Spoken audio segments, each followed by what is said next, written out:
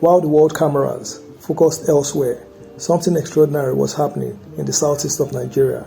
No mega oil wells, no $1 trillion government grants, no foreign blueprints.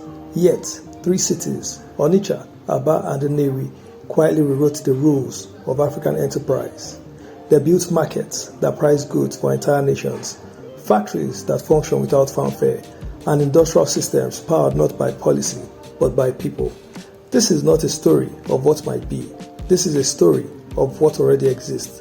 This is how 3 Igbo cities put Southeast Nigeria on the global map.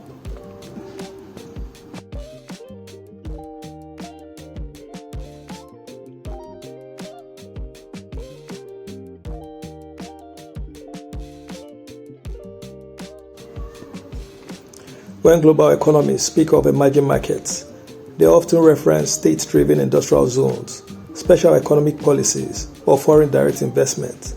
But in Southeast Nigeria, a different model took root. A model built by traders, artisans, engineers, and entrepreneurs, passed from father to son, from mother to daughter, refined through decades of trial, failure, reinvention, and resilience. Onitsha, Aba, and Nnewi, 3 cities, 3 economic identities, one shared philosophy, self-determination through enterprise. Together, they form one of Africa's most powerful, yet least understood commercial ecosystems.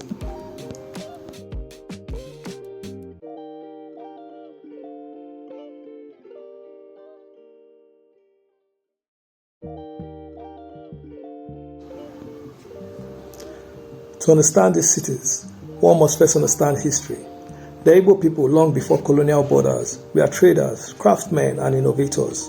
Without centralized kingdoms, wealth was built not through conquest, but through commerce. Then came colonial disruption, and later a civil war that devastated the southeast. At the war's end, factories lay in ruins, bank accounts were erased, infrastructure was shattered. Yet, from the collapse emerged one of the most remarkable economic recoveries in modern African history. With little state support, people turned to what they knew best: trade, manufacturing, industry. It was from this crucible that Onitsha, Aba, and Nnewi rose, not as victims of history, but as architects of a new future.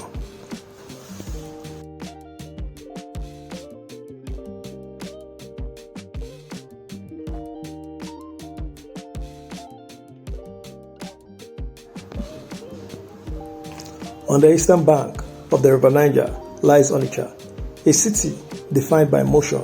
Trucks arrive at dawn, barges move along ancient waterways, warehouses open before sunrise. At the center of it all stands one of the largest markets in Africa, Onitsha Main Market. But to describe it simply as a market is to misunderstand its power.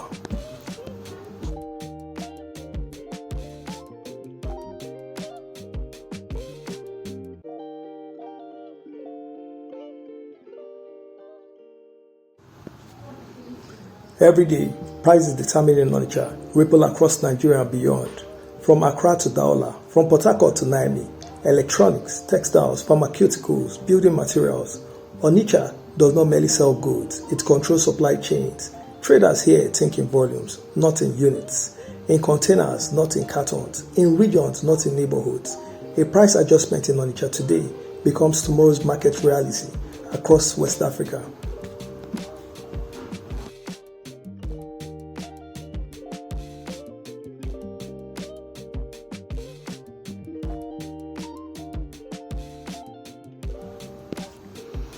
Long before modern highways, the River Niger was Onitsha's superhighway.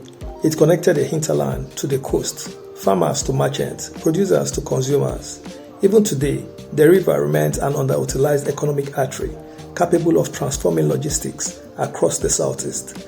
With functional river ports, Onitsha stands poised to become a continental logistic hub, rivaling older coastal systems.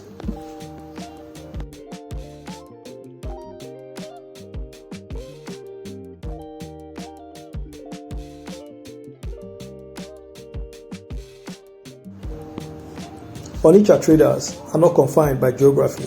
Their supply lines stretch to China, Dubai, India, and Turkey. Goods arrive in containers. Capital flows through informal but efficient networks. Trust replaces bureaucracy. This is globalization, Igbo style.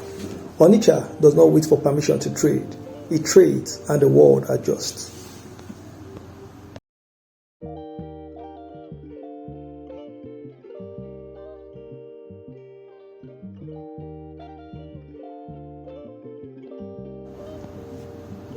If Onitsha move goods, Aba makes them. This is a city where ideas are not debated, they are produced, where raw materials become finished products, where skills is learned on the shop floor, not in lecture halls.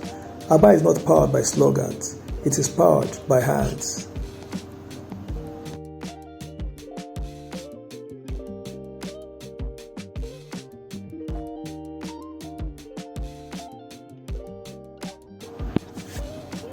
At the heart of Aba lies Owerri International Market, one of the most productive informal manufacturing hubs on the African continent. Shoes, bags, belts, garments. Every day, thousands of small workshops operate in synchronized kiosks. Patterns are copied, designs are adapted, quality improves through competition. What begins as imitation evolves into innovation. Aba does not wait for foreign factories, it builds its own.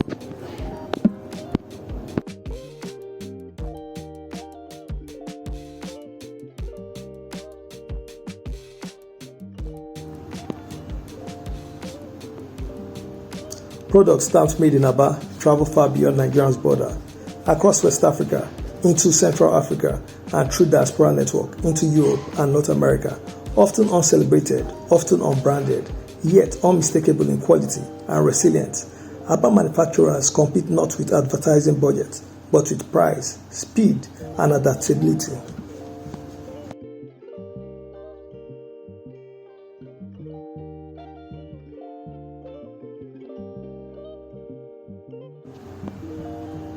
Economists often compare Aba to Asian informal manufacturing hubs, but there is a critical difference. Aba operates with minimal state support, limited power supply, poor logistics, and little access to formal financing. Yet, production continues, orders are filled, markets are supplied. This is industrialization by necessity, not by policy.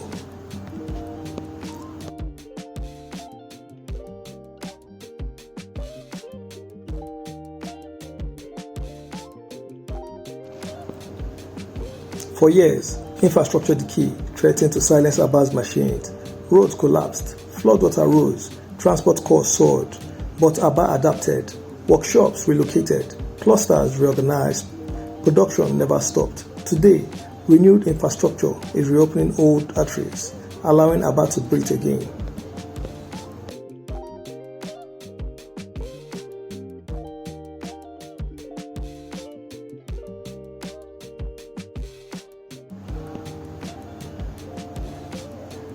Aba proves a powerful truth that Africa does not lack talent, or work ethic, or industrial potential.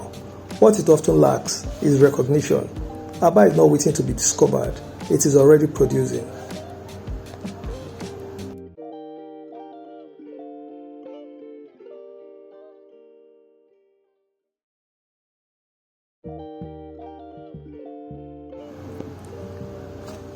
If Onitsha trades, and Aba manufactures, Nnewi engineers. This is a city where machines are not mysteries. They are understood, dismantled, rebuilt, and improved. Nnewi does not merely consume technology, it adapts it, and in many cases, it recreates it.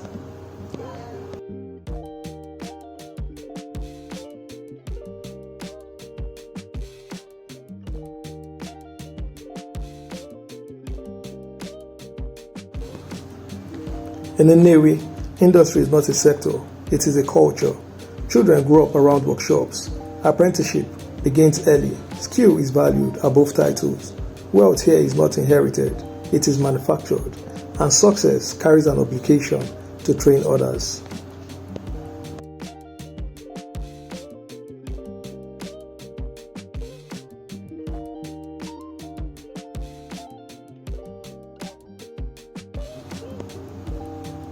From hot parts to industrial machinery, Nnewi's factories supply markets across Nigeria and beyond, brake systems, electrical components, engine parts, heavy-duty tools.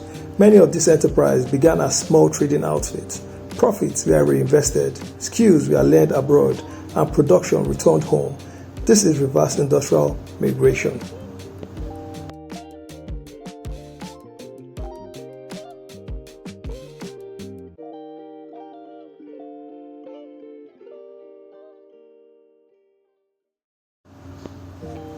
Perhaps no name represented Nnewi's ambition more clearly than innocent vehicle manufacturing.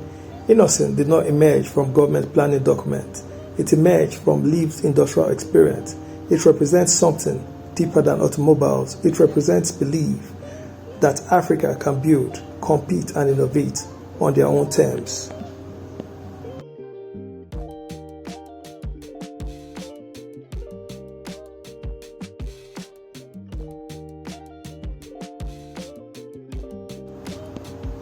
Together, Onitsha, Aba, and Nnewi form a powerful economic triangle.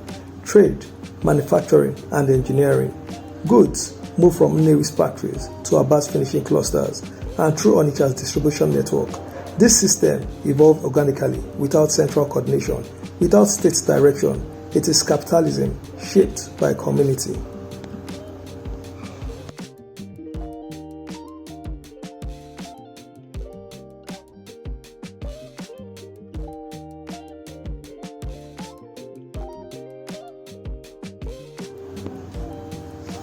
For policymakers searching for Africa's economic model, the answers are already here.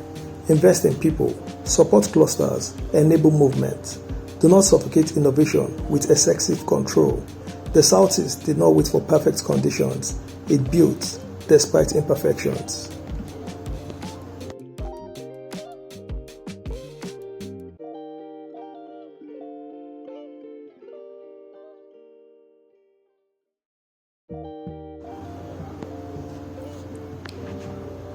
Onitsha, Aba, Nnewi, they do not announce themselves.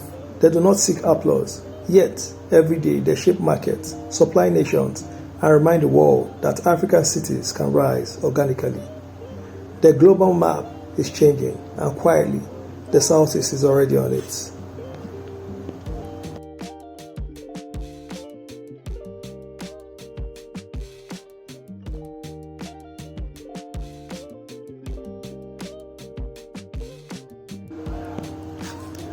If you believe Africa's future is built by its people, not imposed from above, share this story. Subscribe for more deep documentary style exploration of Africa's excellence.